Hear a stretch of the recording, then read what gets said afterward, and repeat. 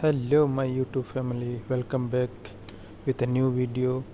आज हम बनाएंगे बैंगल से वॉल हैंगिंग क्राफ्ट। अगर आपको वीडियो पसंद आए तो लाइक करिए, कमेंट करिए, और हाँ, अगर चैनल पे नए हैं तो चैनल को सब्सक्राइब कर लिए। वीडियो को एंड तक देख के चाहिए, एक ब्यूटीफुल सा वॉल हैंगिंग क्राफ्ट बनाएंगे। तो मिलते हैं वीडियो के एंड में।